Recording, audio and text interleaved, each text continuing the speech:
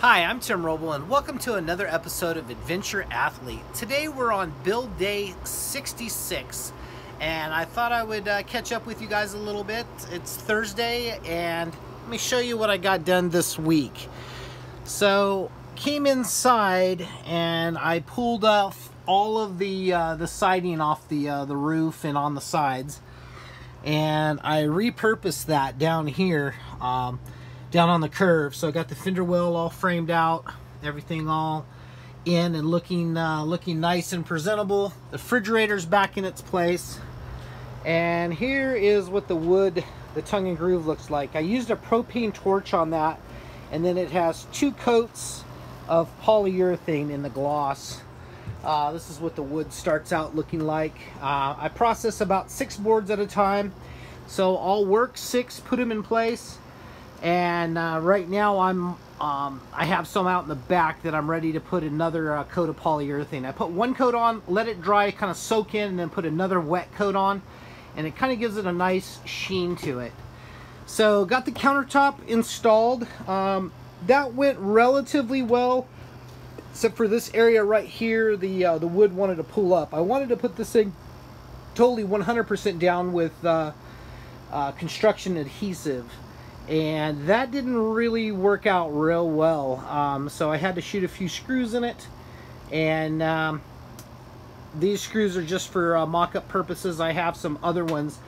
So when I started working the tongue and groove, you know, physically these pieces of wood are about 3/4 of an inch thick, and it just wasn't enough for a 1-inch screw and a self-tapper. So although that looks long enough, just the drill bit comes through the end of it, and it's not enough. So run to Home Depot again, and I bought these self-tappers, which work out better. They're a flush mount, you know, a tapered head.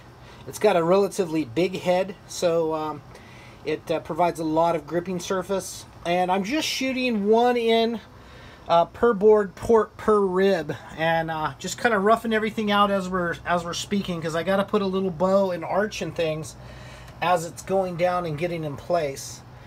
Got the sink put in, and the same thing there. I was not going to shoot any screws in it. I was just going to put it down with liquid nails, and that didn't really work out real well either, just because of the wood had so many imperfections in it. So I got that all sorted out. The finish on the wood, there's a long a long story behind this, and this, you want to be good, you want to be lucky. Really the trick is to be persistent, and persistence what I am. If something's not coming out right, it's not right, I'm not afraid to pull it apart, start over. It sucks, usually it hurts in the pocketbook and it hurts on a timeline, but in the end you're going to be able to look at something and say, yeah, that's exactly what I wanted with this piece of wood. So what I did, this was a 1/2-inch piece of birch, and see if we can kind of get down to some of the finish on it.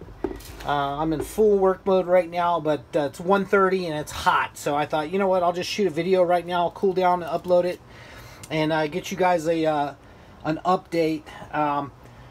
Back to this piece of wood, I figured, you know what, I want a different finish on this, of course. I tried burning it with the propane torch like this. You know, this I went a little overburnt, and I did that for a reason. I wanted more of a darker black. Like I said, inside here, I want it to kind of be like a majestic cave. No windows, just 2 max air vents that's going to pull air in. We can pull air in from the front also.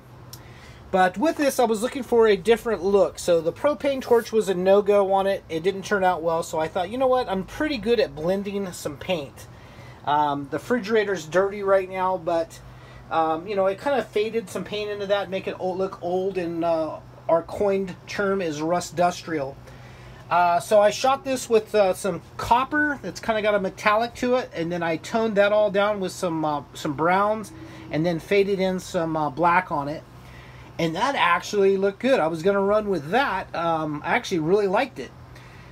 So I thought I would put down some polyurethane, and I decided to run with a roller instead of a brush, because I've been getting, like on the plywood, I've been getting streak marks in it. And I try to be real consistent and put down a nice wet coat, leave it alone. But it just wasn't what I wanted. It wasn't the quality I wanted. So, you know, you got to try different processes, and sometimes it's an epic fail and you got to start over again. Well, the roller and the polyurethane was an epic fail because it pulled the lint from the roller and left lint all throughout the whole deal. So everything was, you know, screwed up. So I got out the belt sander and I started belt sanding it. And we'll look at the wood, and you can see here that you know, it's streaked. The paint wasn't even dry yet, so it streaked and kind of got into some of the grain and kind of gave it an aged, weathered look, which is exactly what I like. Rustustrial, you know, rustic and industrial. Exposed wiring. You can see where the wiring is, and you know it's going to be in the boxes. Everything's going to be easy to work on and easy to access. The tongue and groove is going down really nice. I am in love with the way it looks. This is what I'm talking about, and this is why I wanted to build a van in the first place. Not so much that I wanted to build an adventure truck, which I'm glad I did, but really I wanted to do the interior. That was my big forte, is being able to do some neat cubby holes, nest some things, and be very innovative and show off several of my different talents and processes. So that was my thought process, and this is kind of what we ended up with. I've been waiting for this day since day one of the build, and day 66, we're finally there putting in the wood. End of day, I'll be up to here and across the ceiling, and I think I have enough to make it to about right here. Means another run to Home Depot, and once again, out of cash flow and scrounging up pennies and cents. This is going to be a driver Monday morning. That's my deadline to go drive out and see my dad, celebrate his 83rd birthday. That's super important to me. So if this doesn't work, I'll be either borrowing a car, renting a car, or jumping on my motorcycle and riding out. But one way or another, I'm going to be there Tuesday for his birthday. I would like to take this out here for him to see, so he can kind of just understand what I'm doing. You know, you talk to somebody on the phone, and I know he's excited about it. I'm excited about it. Want to show it off, but still a lot of work to do. I got basically 3 panels left to do. Still the triangle panel, and then these 2 forward panels. I'll probably hit those up either first thing Friday morning, which is tomorrow, or Saturday morning. Probably leaning more towards Saturday. I still have to put a battery in it and wiring up the tail lights, and other than that, I think I'm to a point where like we should be able to get turnkey, go down and get some gas, and hopefully we'll won't have any issues going down the road. So that's gonna be it for now. Kind of wrap this up, but I'm gonna enjoy my 10 minutes of upload time in the heat. It's not that hot this week. It's I think we're hitting temperatures somewhere around 98 to 100.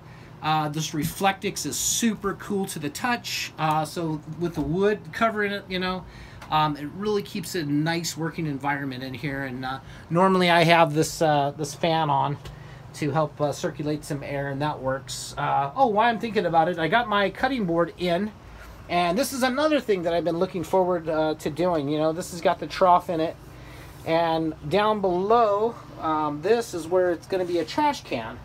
So you'll be able to cut your onions up or whatever, and your scraps, you'll be able just to slide that right off and into the trash. You know, bottles, cans, everything will be able to go through this 3.5-inch hole. If it's something larger than that, then if the door's down, you can just slide the trash can out and throw something else away. But I wanted something quick, easy, and fun to get to and work with. I still have to plumb the sink. And then instead of with that big faucet, I'm going to go with a small little sprayer here in the back. Start off with that, and we'll see how that works. That's going to be it for now. Once again, thank you guys for the comments. I haven't even answered most of the comments from my last video, because I've just been putting in 10, and I've had other commitments too, but 10, 11 hours a day. Today will be a 12-hour day. Tomorrow, my wife is a vice principal, so she's going to be gone working football games after school till probably 11 o'clock at night. So my goal is to get some lights in this, keep pushing on the interior when it gets dark and cool, and not make a bunch of noise for upset the neighbors. But yeah, keep pushing on the project. I'm not afraid to put in hours, And when it's like this, when it's not 105 or 110 or 16, it's a lot easier to tolerate working a day. Anyway, that's going to be it for now. Long-winded again, but I'm excited, super passionate about the build, and I feel like it's headed in a great direction of quality now, and I'm a lot more happy and a lot more satisfied than when I made my last video on Monday. So anyway, thank each and every one of you guys for watching. If you haven't liked and subscribed yet, please do. And I'm Tim Roble, and I'll catch you here next time.